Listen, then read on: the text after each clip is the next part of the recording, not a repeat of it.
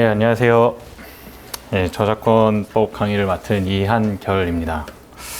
오늘 갑자기 날씨가 너무 추워져가지고 사실은 조금 아침에 나오면서 당황할 정도였는데, 오늘 이렇게 오프라인에 사실 제 생각보다는 많은 분이 계셔서 좀 놀랐습니다.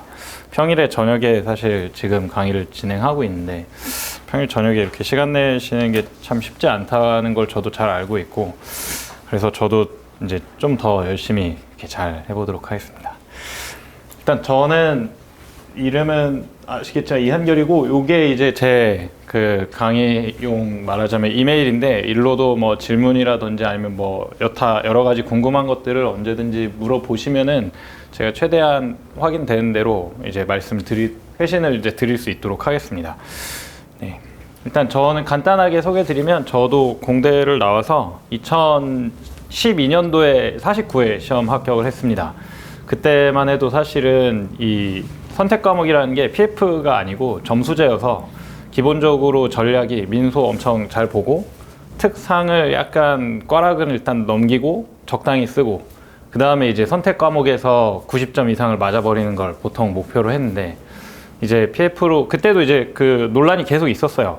이제 선택 과목마다 점수 편차가 너무 크니까 이제 논란이 있다가 결국에는 이제 PF로 바뀌어서 이렇게 저작권법이 활성화됐다는 게 저도 참 신기한 것 같습니다.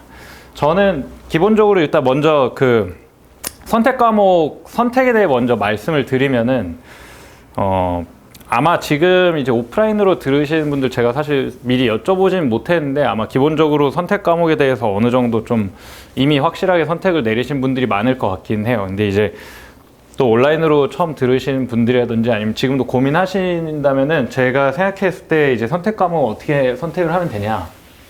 일단 저 같은 경우는 첫 해에는 이제 시험 딱 시작하면서 연력학을 했었습니다. 이게 왜 이걸 했냐면은, 제가 이제 재료공학부다 보니까 연력학을 전공을 한번 들어본 적이 있었어요. 근데 제가 간과했던 거는, 제가 연력학 일단 학점이 되게 안 좋았고, 그리고 연력학 강사님이 사실 그때 거의 없었습니다. 그래서 GS 자료라든지 이런 것도 거의 없고, 그래서 사실은 첫 해 정말 진짜로 그 시험지에다가 그림을 그릴 시간이 있다는 게 너무 놀라웠어요. 그래서 이걸 정말 어떻게 해야 되지 하면서 동차를 일단 날려 먹었습니다. 그 다음에 이제 선택했던 게 유기화학이었어요. 그때 당시만 해도 그 회로이론이 일단 1타였고, 그 다음이 이제 유기화학이었고, 그때도 3위, 4위 정도의 디자인 보호법이 있었던 것 같아요. 그런데 아무튼 이제 저는 나름대로는 화학을 원래 조금 그 공대 다니면서는 좀 좋아했어서 유기화학을 그 다음에 선택을 했었습니다. 회로이론은 제가 계산 실수나 이런 것들을 평소에 많이 하는 편이라 처음부터 고려를 안 했어요. 그래서 유기화학을 선택을 했고, 사실은 2년 차에는 잘 안 됐습니다. 그래서 이때 이미 이제 2차 시험 2개를 날려먹고, 그 다음에 3년 차로 넘어오면서 1차랑 2차를 치면서 이때 합격을 한 거죠.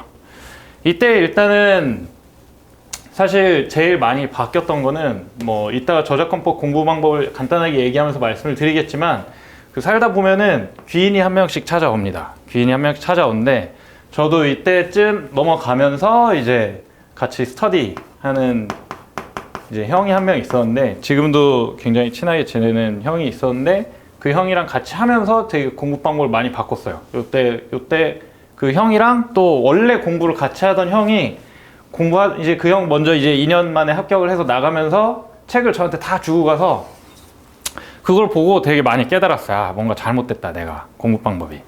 그래서 이때 이제 결국에는 패스를 하게 됐습니다. 지금 아마 영상을 보시거나 혹은 이 자리는 아마 없으실 것 같아요. 1차 시험이 아직 남았으니까. 근데 만약 영상을 보시는 분 중에 이때 요게 이제 2차 올해 어떻게 하지 막 이런 고민을 하신 분들이 있을 수 있는데, 충분히 가능합니다. 저도 막 이때 이제 토익도 다 만료가 된 거예요. 이때 처음 준비했던 게. 그래서 막 이때 토익 시험 다시 준비하고 막 그랬던 그 지옥 같던 시간이 생각이 납니다. 그래서 결론적으로는 이때 이걸 선택했던 거는 이제 저의 약간 기본적인 약간의 흥미, 약간 이런 부분들이 되게 크게 작용을 했는데, 지금은 조금 달라져야 돼요. 지금은 이제 PF로 바뀌었지 않습니까? 패스 앤 페일로 바뀌었는데, 그러면은 이제 전략을 어떻게 짜야 되냐면은, 일단 첫 번째로 만약에 전공이 진짜 회로이론이나 유기화학 같은 거에 전공을 정말 열심히 했고 이미 이거에 대해서 내가 정말 시간 투자를 많이 안 해도 나는 평타는 칠 수 있다 라는 생각이 드시면은 공대 과목을 하셔도 저는 괜찮을 것 같기는 해요. 그걸 어떻게 아실 수 있냐면 그냥 역대 변리사 시험 기출들을 한번 쫙 보세요. 쫙 보시고 그걸 보신 다음에 답을 적어도 어느 정도 맞출 수 있는지는 한번 확인해 보시는 게 좋습니다. 만약에 공대 과목을 했는데 내가 답을 적어도 70% 이상을 지금 맞추지 못한다, 지금 실력에서, 그러면 저는 개인적으로 공대 과목보다는 차라리 디자인보호법이나 저작권을 하시는 게 더 좋다고 생각이 들긴 해요. 일단은 그럼 공대 과목이랑 문과 과목을 이렇게 나눠서 보고 그러면 이제 선택을 하셔야 되는 게 그 다음이 이제 디자인보호법이랑 저작권입니다.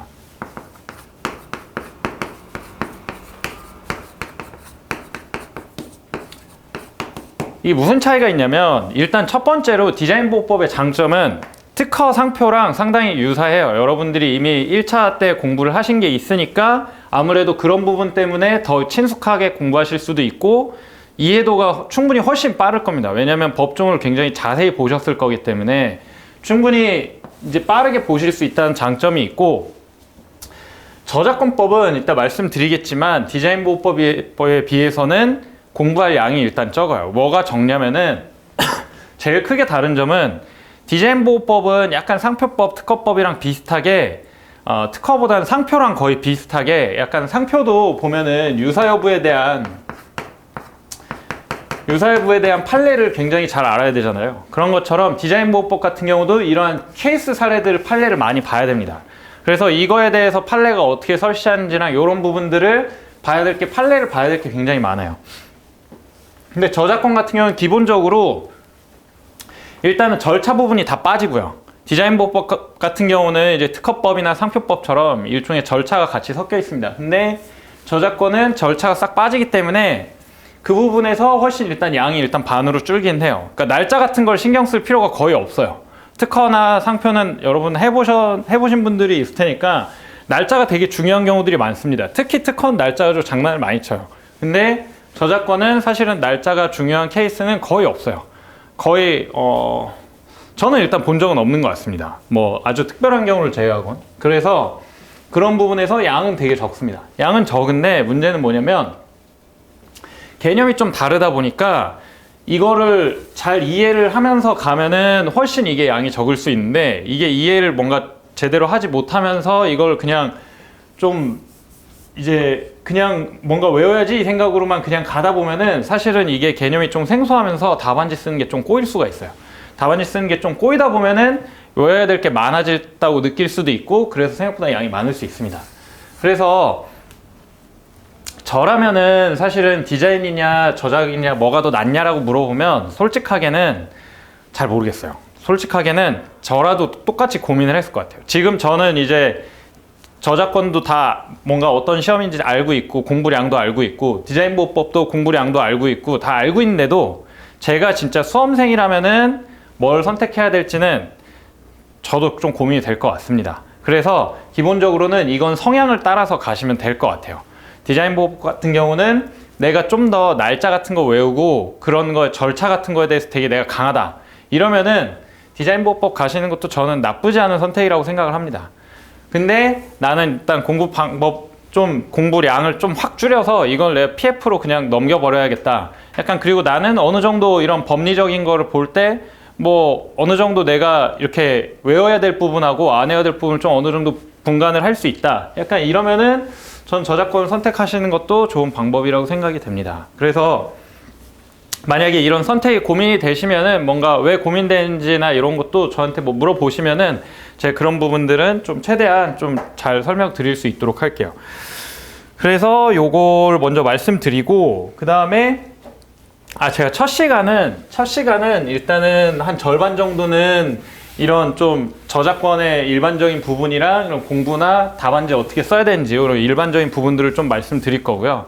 한 절반 정도는 저작권법 개관을 드리도록 하겠습니다. 그래서 아마 지금 한 10분 정도가 지났는데 딱 한 20분 정도까지만 약간 전체적인 공부 방법이나 이런 것 좀 말씀을 드릴게요.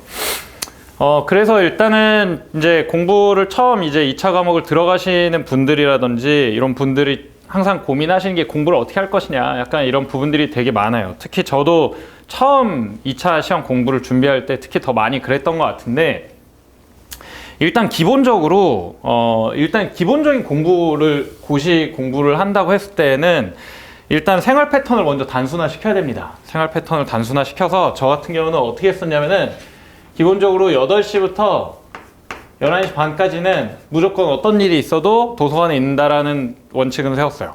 그래서 여기서 무슨 일이 일어나든 간에 몸이 아프더라도 차라리 그냥 여기서 그냥 비몽사몽 앉아있는 걸 택하긴 했습니다. 그래서 이 패턴을 그냥 꾸준히 갖고 갔어요. 그리고 두 번째로는 이 생활 패턴을 단순화시킨 것뿐만 아니라 사실은